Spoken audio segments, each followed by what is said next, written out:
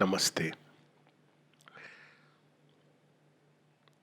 एक नया धर्म है जो एक तरह से देखा जाए तो पुराना भी है, पुरातन से भी पुराना, सबसे पुरातन। किंतु धीरे धीरे आजकल मॉडर्न माइंड के अंदर वो एक नया तूल पकड़ रहा है। उसका नाम है मानवतावाद।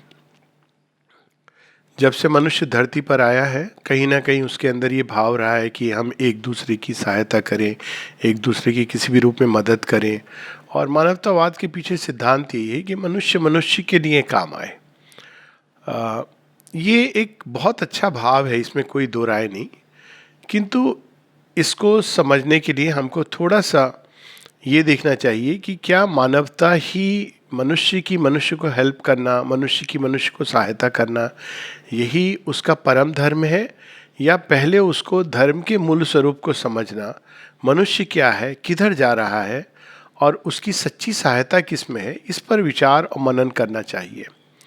इसको हम बड़े सरल ढंग से लेते हैं कि मनुष्य मनुष्य की सहायता करे। और अगर मान लीजिए कि मनुष्य या मनुष्यता पृथ्वी के लिए ही घातक हो रही है, या मनुष्य के कर्म पृथ्वी को नष्ट करने में लगे हुए हैं, तो उस समय भी क्या मनुष्य को मनुष्य की सहायता करनी चाहिए। अगर हम कुछ उदाहरण ले लें अपने बड़े रीसेंट हिस्ट्री में, कि जो नाजी सोल्जर्स थे वो एक दूसरे की सहायता कर रहे थे। और भी कई उदाहरण हैं जिसमें कई सारे योद्धा थे जो कौरवों के साथ खड़े थे महाभारत के युद्ध में। वो भी यही समझ रहे होंगे कि हम अपने भाई बंधुओं की सहायता कर रहे हैं, उनके हित के लिए कर रहे हैं, अपने राष्ट्र के लिए कर रहे हैं। तो सबसे पहले तो हमें ये समझना चाहिए कि क्या मनुष्य की सहायता करना सर्वोच्च और सर्वोपरि लक्ष्य है मनुष्य का। क्या ये हमारा सर्वोपरि लक्ष्य है, या इसके पहले, मनुष्य के आने के पहले और मनुष्य के जाने के बाद कोई ऐसी चीज शेष बचती है जिसके साथ हम एक बने, जिसको हम जाने समझें, और उसके बाद हम किसकी सहायता करना है, किसकी सहायता नहीं करनी है, इसका निर्णय लें। तो अगर हम सनातन धर्म की दृष्टि से देखते हैं तो ये चीज स्पष्ट होती है कि मनुष्य से पहले, मनुष्य के आने के पहले और कालांतर में, यदि मनुष्य एक पूरी प्रजाति के रूप में ना भी रहे तो भी कोई ऐसी सद्वस्तु है, कोई ऐसा सत्य है जो धरती पर चिरंतन रूप से बना रहेगा। और सब कुछ, सारी सृष्टि उसके प्रकटन, उसकी अभिव्यक्ति की एक मात्र केवल एक प्रक्रिया है। तो तब जब हम उस दृष्टि से देखते हैं तो हम ये पाते हैं कि मनुष्य से मनुष्य की सहायता एक धर्म, एक अच्छा धर्म है। किंतु इसकी सीमाएं हैं, और इसके सच्चे स्वरूप को समझे बिना यदि हम इसमें संलग्न रहेंगे तो हो सकता है कि हम इस सहायता के बदले मनुष्य को हानि ही पहुंचाते रहे। इसके कुछ उदाहरण ले लेते हैं।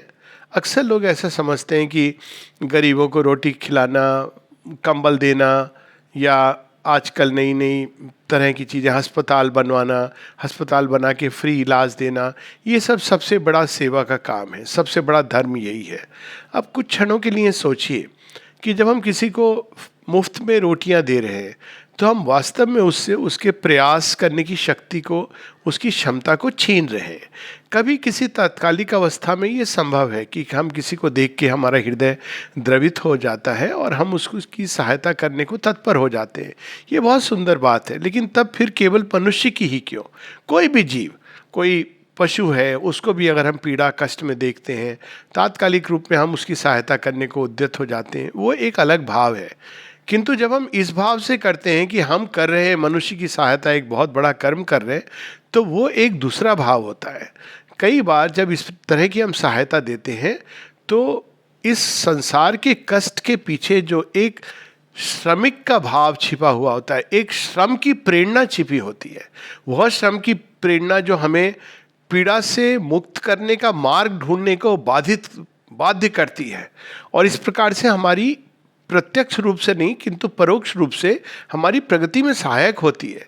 हम उस भाव को हटा देते हैं, और मनुष्य को कई बार इस तरह की सहायता देकर हम उसको वहीं बांधे रहते हैं जहां उसका जीवन अभी है। अब एक कल्पना करें कि कोई ऐसी जगह है जहां गरीबों को कोई व्यक्ति रोज तीनों टाइम खाना खिलाता जा रहा है, तो उसके अंदर इतनी भी श्रम की अंदर भावना नहीं आएगी जितनी एक वक्त की रोटी कमाने के लिए करनी होती है। तो ये पहली चीज हमको विचार करनी चाहिए कि इस प्रकार से जो कहीं पर भी ध्यान को दे देना कि हमने एक वक्त का खाना खिला दिया, सबको अच्छा अच्छा खाना खिला दिया या कंबल दे दिए, इसके पीछे जो भाव है ये कहीं व्यक्ति को पंगु तो नहीं बना रहा है। मैं ये नहीं कहता हूँ कि हर बार ऐसा होता है, लेकिन ये विचार करना चाहिए। दूसरी चीज जो हमें ये विचार करनी चाहिए कि मनुष्य की सबसे बड़ी सहायता क्या है। अब दूसरी एक चीज़ देख लीजिए कि हॉस्पिटल आपने बना दिया, हॉस्पिटल बनते कितने लोग हैं कि फ्री हॉस्पिटल है, फ्री इलाज हो रहा है, तो इसको बहुत बड़ा कर्म समझा जाता है। लेकिन क्या ये सच नहीं है कि संसार में जितने मुफ्त हॉस्पिटल बने हैं, मुफ्त इलाज हो रहा है, उनके साथ साथ बीमारियां भी बढ़ी हैं, रोग भी बढ़े, लोगों की रोग विरोधक क्षमता का विकास होने की बजाय उसमें अवनति हुई है। रोग क्या है? एक चैलेंज है जिसके द्वारा मनुष्य उस चैलेंज को विजित करने के लिए अपने अंदर की शक्तियों का विकास करने की चेष्टा करता है। वो सचेतन रूप से ना भी करे तो प्रकृति उसके अंदर छटपटाती है कोई ना कोई उपाय ढूंढने के लिए। लेकिन जब हम हर चीज सरल सहज उपलब्ध कर देते हैं, सच तो ये कि इस संसार को हम देखें तो वो इतना सरल सहज क्यों नहीं है? आखिर ईश्वर ने इसको क्यों इतना कई तरह से देखे तो कठिन और दुरूह बना हुआ है। तो कठिन और दुरूह इसीलिए है क्योंकि इसके द्वार से गुजर के हमारा विकास होता है। तो ये मुफ्त दे देना, इलाज कर देना, ये वास्तव में हमारी कई बार प्रगति को रोक देता है। अगेन, अगर हम उद्यत होते हैं इसके लिए और इससे उच्चतर हमारा कोई और आदर्श नहीं है तो निश्चित रूप से करना चाहिए, लेकिन ये हमारा उच्चतम आदर्श नहीं हो सकता। अब अगर हम इस दृष्टि से देखें तो मनुष्य की उच्चतम सहायता क्या हो सकती है? तो मनुष्य की पीड़ा का मुख्य स्रोत क्या है? उसको भूख लगती है, उसके अंदर ऊर्जा की कमी है, वो उसके अंदर ज्ञान की कमी है, उसके अंदर प्रेम की कमी है। इन सब के कारण इतनी सारी समस्याएं संसार के अंदर है। संसार की मूल समस्या जो है वो गरीबी नहीं है, संसार की मूल समस्या है ग्रीड, लोभ। लोभ के कारण गरीबी है क्योंकि उसके कारण कई चीज़ों का जो वितरण जैसे होना चाहिए वो नहीं है। मनुष्य की मूल समस्या केवल भोजन की कमी नहीं है, मनुष्य के अंदर मूल समस्या है कि उसको ऊर्जा का स्रोत नहीं खुला हुआ है जिसके द्वारा वो अनेकों अनेकों स्रोत से ऊर्जा ले सकता है। तो ये इसके रूट में अगर हम जाते हैं तो हम देखते हैं कि मनुष्य की मूल समस्या अज्ञान है, उसकी सीमाएं हैं, और उस सीमाओं में जब तक मनुष्य संतुष्ट रहेगा तो वो अमीर हो या गरीब हो, उसके पास 2 समय की रोटी हो या उसके पास 7 पुस्तों के लिए भोजन उपलब्ध हो, पैसे उपलब्ध हो, किंतु वो पीड़ा में रहेगा, कष्ट में रहेगा। तो सनातन धर्म में इस बात को बहुत ध्यान से बारीकी से समझा है और इसलिए उन्होंने कहा है कि मनुष्य का पहला कर्तव्य ये नहीं है कि वो इधर उधर कहीं भोजन वितरण कर रहा है, कहीं पर कंबल वितरण कर रहा है, फ्री दवाई दे रहा है। उसका पहला कर्तव्य है कि अपने ही सच्चे अल्टीमेट पॉसिबिलिटी को, अपने ही अंदर छिपी हुई विकास की अंतिम स्रोत तक पहुंचे, अंतिम संभावना तक पहुंचे, और उस संभावना तक पहुंचने के बाद वो उसको अपने जीवन में आसपास के लोगों में वितरित करे। और जब वो वहां पहुंचता है तो वो क्या पाता है?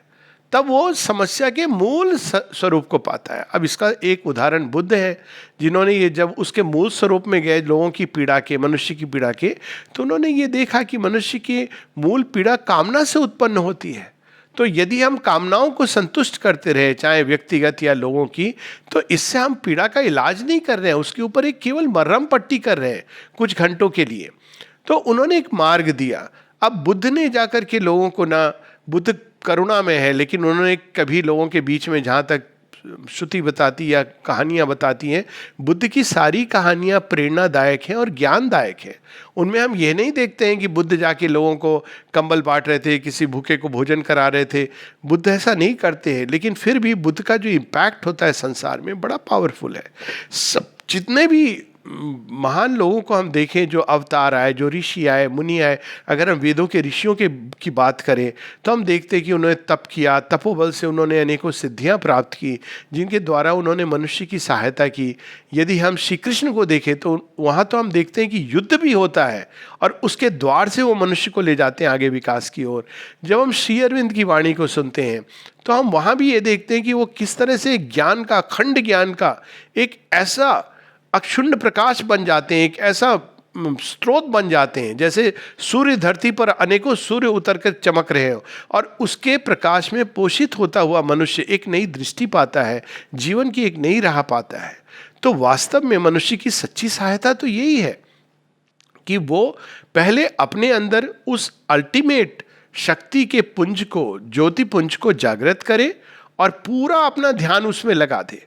और जब वो अपना पूरा ध्यान उसमें लगाएगा तो स्वाभाविक है कि उस राह से गुजरते हुए भी बहुत तरह की सहायता होंगी उसके हाथ से, लेकिन वो उसका एक मूल अभिप्राय नहीं होगा, उसका ये लक्ष्य नहीं होगा कि मैं मनुष्य की सहायता करूं। उसका अभिप्राय ये होगा कि मैं इस ज्ञान को, इस शक्ति को, इस प्रेम को अपने अंदर बढ़ाता रहूं, और क्वाइट नेचुरली उसके प्रभाव से चारों तरफ वो विकीर्ण होगा, और कई ऐसे अवस्थाएं होंगी कि जो भी उस ऑरा में आएंगे, जो भी लोग उसके संपर्क में आएंगे, स्पर्श पाएंगे, उनके अंदर एक शांति, उनके अंदर एक कई सारी पीड़ाओं का शमन अपने आप, उनके अंदर एक ज्ञान का प्रकाश अपने आप बढ़ने लगेगा। और जब वो एक बार पा लेगा, मनुष्य की समस्या को समझ लेगा, तब वो उस सचेतन रूप से इस प्रकाश को, इस प्रेम को, इस शांति को सारे संसार में वितरित करेगा। तो मनुष्य की सच्ची सहायता तो इसी में है कि वो मनुष्य से आगे, मनुष्य के ऊपर एक जो आध्यात्मिक चेतना है, एक जो सुप्रीम कॉन्शियसनेस है, एक जो सत्य चेतना है, भगवान है, दिव्यता है, जिस भी नाम से हम बुलाएं, पहले और पहले उसको प्राप्त करें, और उसके बीच में कोई और डिस्ट्रैक्शन ना आने दे। और उसको प्राप्त करने के बाद, हाँ, रास्ते में जो गुड होता है, जो अच्छा होता है, वो स्वाभाविक होगा, और इसलिए भी होगा क्योंकि व्यक्ति के अंदर से कई सारी दुष्वृत्तियां जाने लगेंगी, उसके अंदर एक अलग प्रकार का व्यवहार और अलग प्रकार का स्वभाव जागृत होने लगेगा, दिव्य स्वभाव, दिव्य गुणों के अंश आने लगेंगे, तो उससे तो फर्क पड़ेगा उसके चारों तरफ के वातावरण पर। किंतु उसकी पहला लक्ष्य ये होना चाहिए कि मैं ईश्वर को कैसे प्राप्त करूं, कैसे मैं उनके साथ एक हूं, रादर देन इसके अलावा कि मैं मनुष्यों को कैसे सहायता करता रहूं अपनी सीमित धन की राशि से और अपनी सीमित क्षमता से। तो जब हम इस मार्ग पे चलने लगते हैं, जैसे जैसे हम ईश्वर को प्राप्त करने लगते हैं, तब हम मनुष्य की सच्ची सहायता करने के योग्य होते हैं। किंतु तब भी मनुष्य की सेवा कर्तव्य नहीं होता, क्योंकि मनुष्य अगर स्वयं अधर्मी बन जाए और उसके चलते यदि पृथ्वी का नाश होने लगे, तो भगवान उस पृथ्वी की सेवा, धर्म को बचाने के लिए कभी कभी पूरी सृष्टि को मनुष्य के साथ प्रलय की वृष्टि में डुबो देते हैं। तो सेवा धर्म की जाती है, भगवान की जाती है, मनुष्य की नहीं की जाती है। मनुष्य की सेवा यदि की जाती है वो इसी तात्पर्य से की जाती है कि वो अपनी चेतना का उत्थान करके ईश्वर के साथ जोड़ सके, क्योंकि इसी में उसका परम कल्याण है और इसी में सारी सृष्टि का परम कल्याण है। नमस्ते।